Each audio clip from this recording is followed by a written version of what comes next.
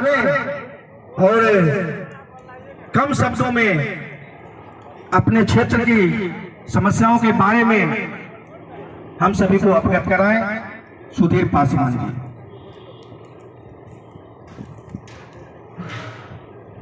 सबसे पहले जितने भी हमारे क्रांतिकारी साथी हैं उन लोगों को मेरा नमस्कार।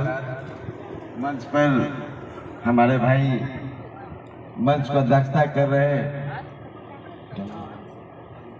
आलोक जी एवं तमाम हमारे मंचासीन साथीगण, आप जितने भी पूर्व वक्ता हुए अपने क्षेत्र की सारी समस्याएं रखें और ये समस्याएं से कोई आदमी छूटे नहीं है।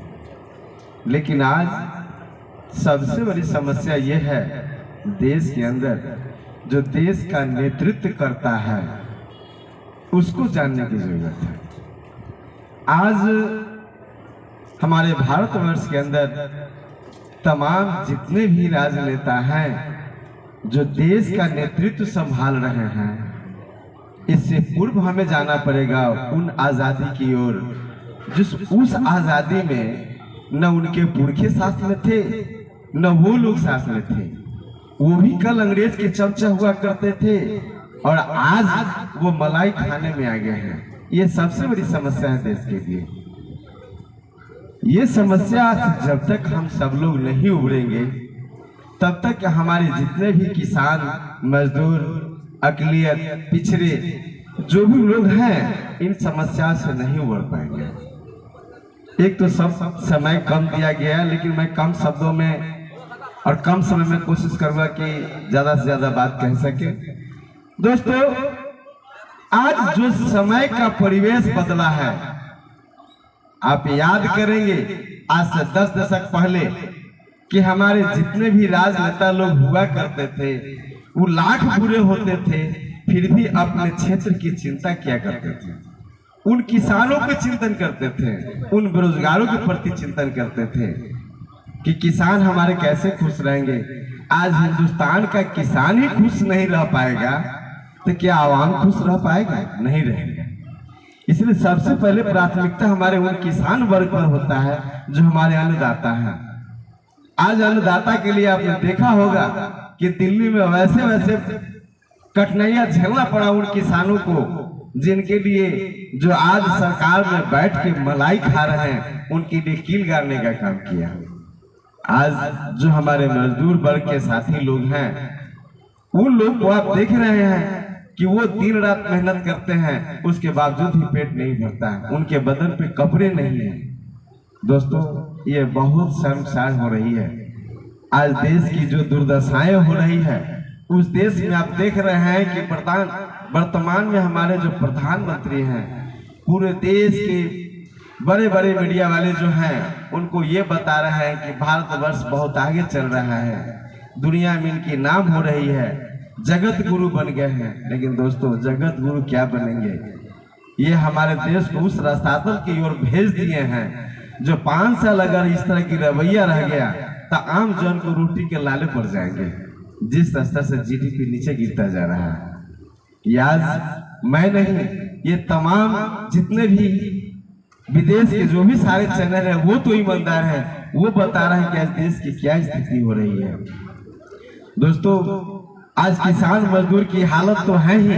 इससे पहले उठकर हम पहले ये सोचे कि हम देशवासी हैं और देश की जो स्थिति, जो हालात है, इस हालात के लिए तमाम हम जितने भी भारतवासी हैं उनको अपनों कंधों पर अपने ताकत को बुलंद करके आगे चलना पड़ेगा। और जब तक इस काम को नहीं करेंगे वो वही हालत है। इसके पहले कभी आप लोग भी एक फिल्म को देखे होंगे कि कादर खान उस फिल्म में बोलता है कि ठन ठन की सुनो झनकार की दुनिया है काला बाजार की पैसा बोलता है।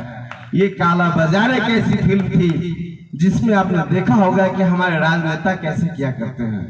तो आज इस तमाम जितने भी हमें युवा पीढ़ी है जिसके कंधों पर देश का नेतृत्व संभालने के लिए दिया जा रहा है या उनके कंधे पर जो भार है उसको आगे लेके चलने के लिए हम सब लोग को आगे आना पड़ेगा और एक ताकत मजबूत करके चलना पड़ेगा।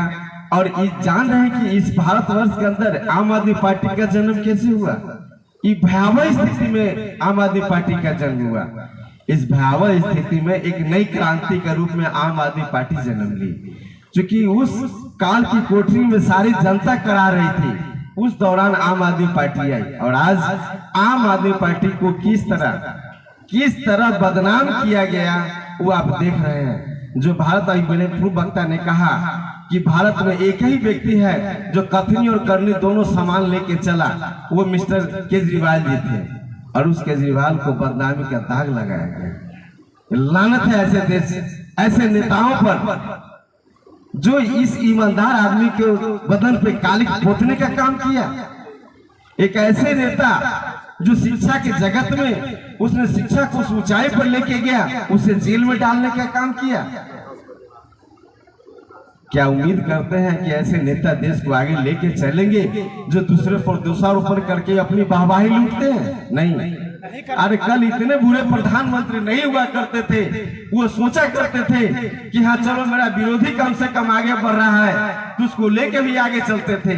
ये तो ऐसा दुष्ट आदमी हो गया जिसके कारण जैसे लगता है कि पूरे महाभारत काल में दुर्योधन से भी बड़ा हो गया ये। उस महाभारत को हम याद करते हैं कि दुर्योधन के अंदर भी थोड़ा नैतिकता था। अरे ये वर्तमान भारत का ऐसा दुर्योधन है जिसमें नैतिकता नाम की चीज ही नहीं। कैसे चलेगा ये भारत? कौन चलाएगा भारत? आखिर भारत में लोग ही नहीं रहेंगे, हमारी व्यवस्था ही नहीं बचेगी तो भारत कहाँ रहेगा?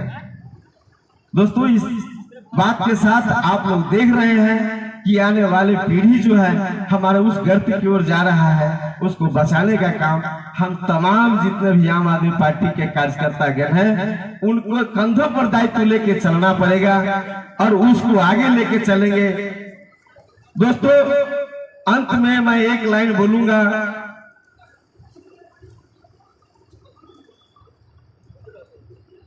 कि आज 2 लाइन है कि उठो युवक ललकार रहा इतिहास तेरी मर्दानी, आम आदमी पार्टी की सरकार बनाना आम जनता की बानी। दोस्तों, इस बात को ध्यान में रखेंगे। आज सुधीर पासवान ये कह रहा है, कल आप लोगों को भी बोलना पड़ेगा कि जब तक हम लोग इस कंधे पर अपने दायित्व को लेके नहीं चलेंगे तब तक आगे नहीं बढ़ पाएंगे। दोस्तों, बस क्योंकि बहुत सारे वक्ता हैं, इसी बात के साथ अपनी बात को विराम देंगे। धन्यवाद। जय हिंद, जय भारत। बहुत बहुत आभार सुधीर पासवान जी, आपने कम शब्दों में ही बड़ी अच्छी बात कही। हम मंच पर आमंत्रित करते हैं लाल बाबू राय जी, आम आदमी पार्टी कार्यकर्ता मोहनपुर प्रखंड से आते हैं। कृपया मंच पर आवें और अपनी बातों को रखें। लाल बाबू राय जी।